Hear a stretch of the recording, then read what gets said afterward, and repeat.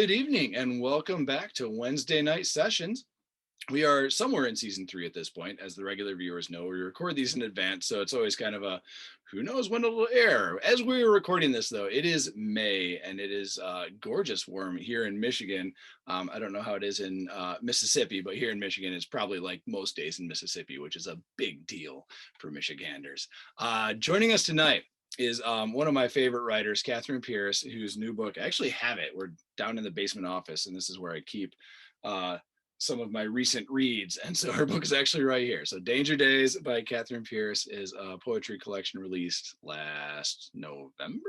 October, yeah. October, okay. And so, like always, I will toss it over to Catherine to introduce herself and give us a reading, followed up by a couple of short questions at the end. And again, thank you, Catherine, for joining us tonight. Take it away. Yeah, thank you so much for having me. I'm excited to read some poems. So I'm going to read from Danger Days. And this is my most recent book. And I thought I'd read just 4 poems from it tonight. And I thought I would read a few poems that I haven't read a whole lot before, just because these are ones that I just haven't gotten to read out loud a lot. So I thought I would start off with a poem that I revised a whole lot of times. This is a poem that took a really long time to find its form and its approach. And I went through like a million drafts of this. And it finally ended up here. And it's called Strategies for Mothers in the Age of This Age. And it opens with a reference to the Beach Boys song, Sloop John B. It's not actually a Beach Boys song, but their version of it, which is a song that I always find just like tremendously heartbreaking. So that's what that is. Strategies for Mothers in the Age of This Age. For one, skip past Sloop John B. That flute might send anyone right into the abyss. Stop ferrying errant house spiders to the yard. We can't waste our ache space on arachnids. If there's a solar eclipse, stay in. It's too much to watch the erosion of light we thought was certain. But let's not call it terrariumed. We'll still hold the same escalator railings, ride in the same commuter trains, carry the same signs and groceries and guilt. We'll just snag a little less. Mothers, I know we used to wander our dark like spelunkers. I know we had headlamps and ropes. Like bats, we knew the pings of our limits, and unlike bats, pushed past them. But now, with the news alerts buzzing, now with that starving polar bear, now with the gun-free zone signs on the doors of the kindergarten, now with everything balanced on the thinnest of threads that we know not to test for tension. So what if we armor ourselves with horn sections? So what if we recite state capitals in the shower's echo chamber, or avoid the sad billboard eyes of the boat donation girl?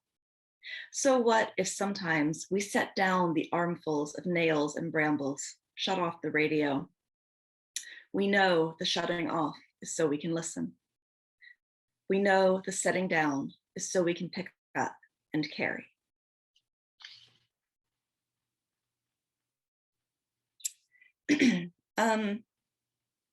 This next one that I'm going to read is, when I was younger, I did not enjoy horror movies at all. And I still don't like jump scare movies, but as I've gotten older, I've gotten increasingly drawn to things that would be classified as horror. And so I was thinking about why that might be. So this is a poem called In Praise of the Horror Movie. Because of the boys with their bowl cuts, because of the dogs yelping into the dark woods and the horses rolling their eyes white, because of the mothers smoking their nerves down to the filter, because of the trees with their toothed loomings, because inside the red-boothed diner or the high school gym echoing with slam dunks or the haze of the howling dreamscape, terror can always be lit blue and scored.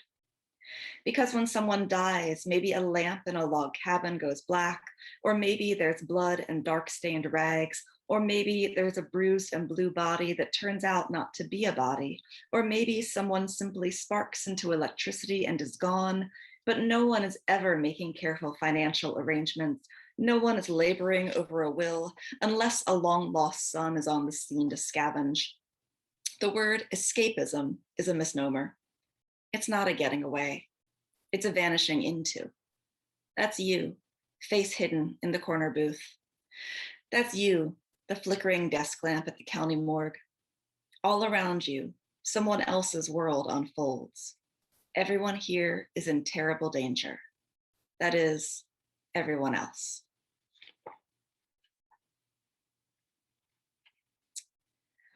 I thought I would read two more.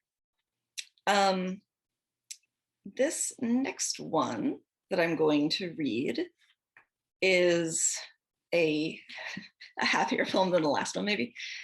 And this is a poem of gratitude, and it's called Enough. I got here through no talent of my own. I did not birth myself or even will myself into being. One day I was a cluster of cells. One day I was a heart. One day I was a human in the world. Now what? Look at the luck I was given, born into a place with a hot yellow sun, born with two nimble hands, a strong enough voice. If I'm not shouting down cruelty, or at least singing all the time, what am I doing? If I'm not building a table or holding a child or slicing tomatoes warm from the garden I've weeded myself, what am I doing? I bought these electric blue flats, suede. I did it because it made me feel a little happy. That small dopamine hit that comes from picturing yourself looking like someone wants to look at. But how absurd is that? How flimsy. I've never learned to change a tire. My music theory is abysmal. Sometimes I don't realize it's snowing until there's already a dusting on the driveway, which is certainly close to excuseless. But I swear I'm mainly paying attention. I swear I'm grateful at least a dozen times a day. If I could cradle the earth in my hands for 10 seconds, I would, just to show it how tenderly I could hold it, how I wouldn't drop it, how I cherish it even as I'm turning in early instead of going out to see the Perseids. I've always loved a carnival. Is it enough to love a carnival? I could ride the teacups all day. That shriek that comes from spinning, the one that unfurls from somewhere deep below the throat like a bright streamer, it's language. It translates into thank you. And I will close with one more poem. And this is a poem from near the end of the book, and it's called Work. I think at first it's a mob outside my window, those guttural, punctuated punches of voice. I think this, even as I sit alone in my office on a deserted spring break campus in the middle of spring. It's the middle of spring, and I'm primed to hear epithets and sparrow calls. It's work these days to hear a bird for a bird, a voice for a voice. In my own house, a door slams, and my heart is off like a stallion because lately so many guns have been firing where you least expect them. We don't own any, but so what these days? Last week, a transformer blew one block over. A loud, low boom, birds scattering through the neighborhood. And 10 minutes later, there were two cops on my street. A neighbor had heard violence too. Sometimes I'm so deep down the tunnel that my name, bright and certain as a sunflower, startles me into a cry, and then it's sorry and a careful laugh to my wide-eyed children, and then the work of climbing out, hand over hand through the dark humming. I remind myself our names exist and they are bright names. I remind myself for every person raising, there's another engineering a ladder of light. I remind myself about Mount Rose and Lake George and the Atlantic, where I learned to dive through gray-green waves. And then I'm back to the seagulls I sometimes mistake for sirens, their long shrieks barbed in my head. But the sun on the boardwalk is white as wings, and I work my way back and back to it. Out my window, the chanting is getting closer, spiked and steady. I squint until I see it. A yellow digger, caterpillar treading up the empty street. It grunts and barks. It sounds like violence, but look at it. Look, it's coming to make something. It's coming to work.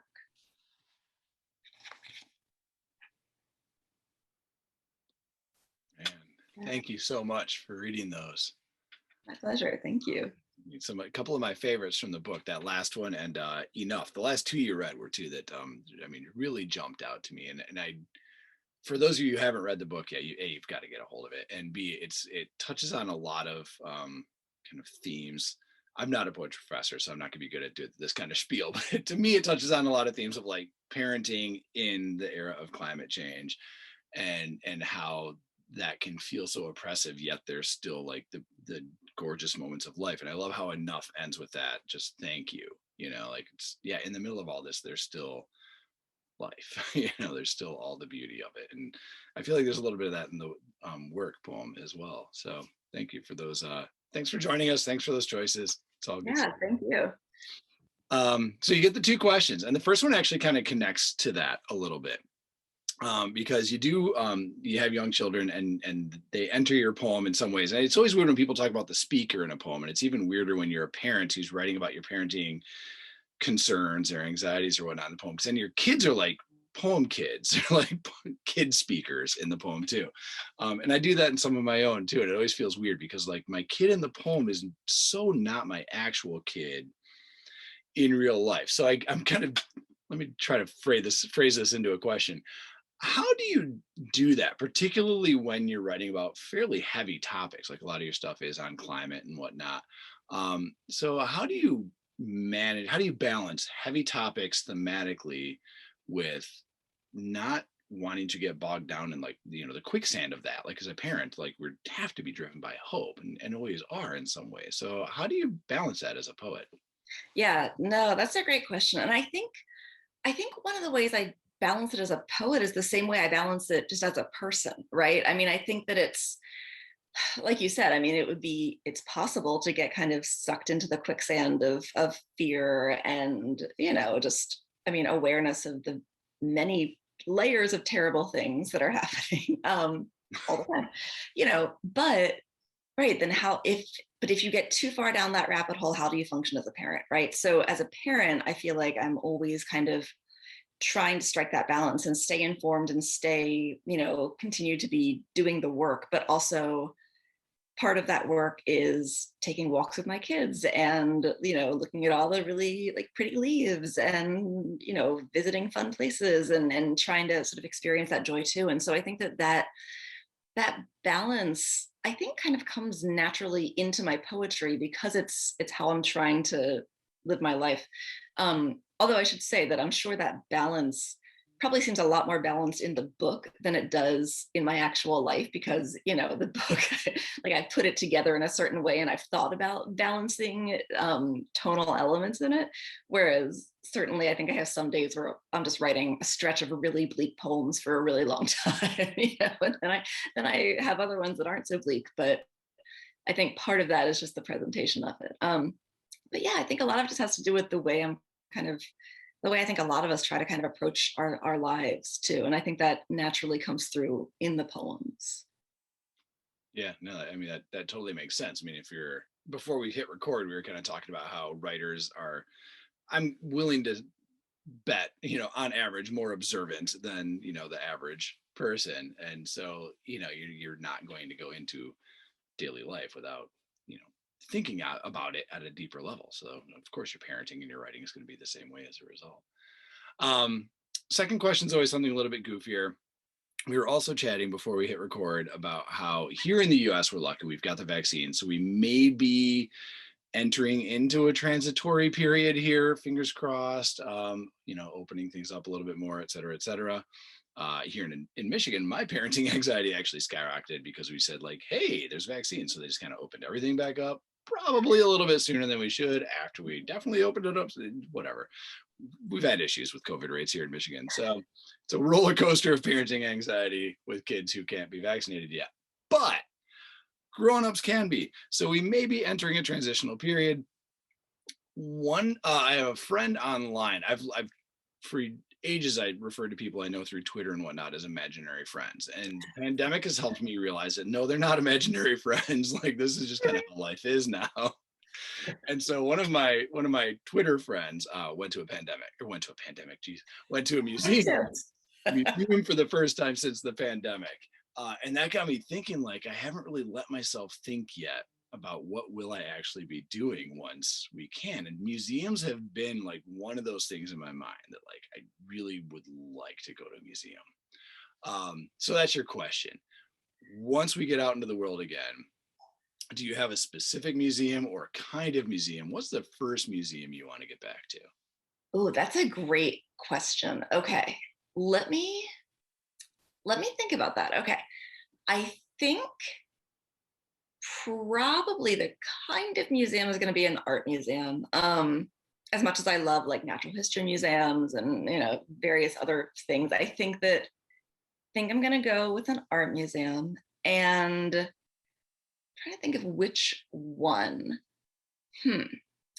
So right before not right before, but the summer before the pandemic, my family and I took a trip to New York, and it was great because we got to the kids were like just old enough to do this stuff. So, or at least our kids were. I mean, some kids might do it a lot younger, but ours weren't probably gonna walk, together until we got to that age. But we went to the MoMA and the Met, and that was an amazing. It was just great. It was wonderful to sort of be just in these places, and so that was satisfied then. But I don't know, maybe I'd like to go to the Art Institute of Chicago. I think that might be my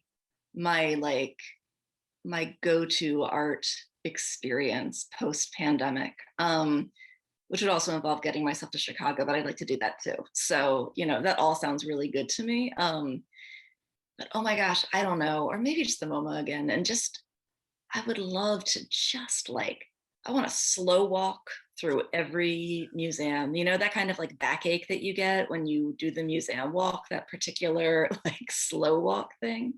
I am ready for that. So ready for that. Give me the backache from having time to walk around someplace. Yes. Yeah. Give me the slow walk backache. That's what I want. That's a great way of summarizing where we are right now as a people. We're like, I'm ready for the backache of having time to be in public long enough that my back aches. That's exactly it. Yeah. No couches in sight. Right now, just keep on walking. I love it. That's a great answer. Yeah, I think I'm drawn to art museums too. And partly I should have mentioned as I was phrasing the question, part of that connects to your book cover, which is not technically art, but seems very artful. I mean, who knows what's technically art? That's a stupid thing to say, but it's a graph of the warming planet over time, right? So it's like using the visual and the visual arts in a sense to kind of join with your words. And so that was between that and my friend who went to a museum for the first time today. I'm like, that's the second question. Yes. Yeah. Thank you. And thanks for pointing out the book cover. That's one of my favorite things about this book, that it's, there's this, there's a man in Ireland, his name is David Curran, and I was looking for images that might kind of have something to do with the theme of the book. And so there's things called warming stripes, which maybe you've seen before, where it kind of visually represents the way the climate has changed over time, but they're usually red and blue and like gradations of red and blue. And he had made this, these warming stripes, this chart that was all these colors. And I was like, this is beautiful and it's terrifying. And so I contacted him, and he very generously agreed to let us use it for the book cover. So yeah, so I right. I think it's art. It's art, science art, right? It's obviously art. Yeah, exactly. I totally misphrased that. It's taking. Oh no. Normally science, but again, my wife teaches science. Is a conversation we have often. It's like science and art, like they're not even flip sides of the same coin. They're like, one's one side and one's the edge. Maybe, I don't know. Like they're practically the same side of the coin. Right. All right. Well, anyways, thank you very much for joining us tonight. My pleasure.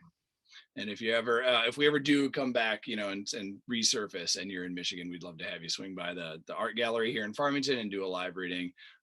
That's kind of a utopian future, perhaps, but you never know. Okay, we're holding on for the utopian future. So there you go. All right. Well, thank you very much for joining us, viewers. Thank you very much for joining us, and we'll see you next time.